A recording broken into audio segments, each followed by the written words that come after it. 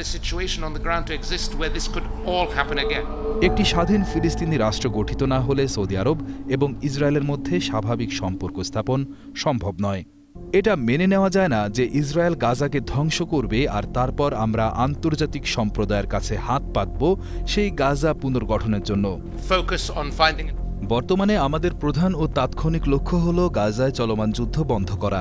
এই বিষয়ে আমরা মার্কিন যুক্তরাষ্ট্রের সাথে নিবিড়ভাবে কাজ করছি এবং এই সংঘাতের অবসান ঘটিয়ে মানুষের দুর্দশা দূর করার ওপর তারা যে গুরুত্ব দিচ্ছেন তার জন্য আমরা কৃতজ্ঞ।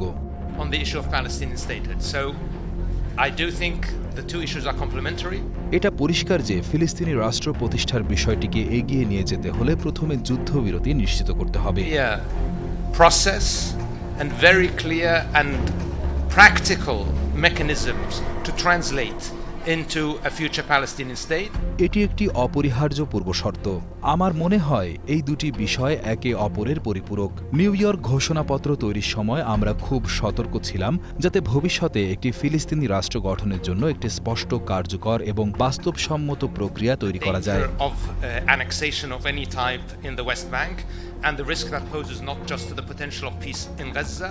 এই প্রক্রিয়ায় ফিলিস্তিনিদের অধিকারের পাশাপাশি ইসরায়েলিদের নিরাপত্তার অধিকারও নিশ্চিত করা হবে। আরব ও মুসলিম দেশগুলো মহামান্য প্রেসিডেন্টকে খুব স্পষ্টভাবে জানিয়েছে যে পশ্চিম তীরে ইসরায়েলি দখলদারিত্ব বাড়লে পরিস্থিতি কতটা বিপজ্জনক হতে পারে। এটি কেবল গাজায় সম্ভাব্য শান্তি প্রতিষ্ঠা নয়, বরং দীর্ঘমেয়াদী শান্তির জন্য বড় ঝুঁকি তৈরি করে।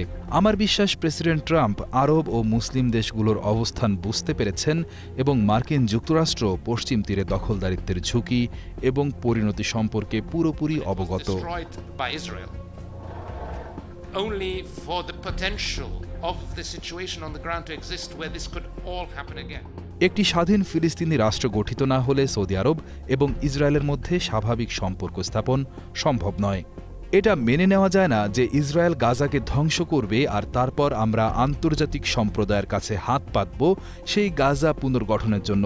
যদি পরিস্থিতির কোনো পরিবর্তন না হয় তবে এ ধরনের ধ্বংসলীলা আবার ঘটার সম্ভাবনা থেকেই যায়। তাই গাজার মানুষের কাছে দ্রুত ত্রাণ সহায়তা পৌঁছে দেওয়ার পাশাপাশি এটি নিশ্চিত করা খুবই জরুরি যে এই পুনর্গঠনের কাজটি যেন স্থায়ী হয় এবং আমরা যেন এই সমস্যার একটি চিরস্থায়ী সমাধান করতে পারি। আর এ কারণেই ফিলিস্তিনি রাষ্ট্র প্রতিষ্ঠা করে ফিলিস্তিনির মর্যাদা সংক্রান্ত একটি চূড়ান্ত চুক্তি সম্পন্ন করা অত্যন্ত জরুরি।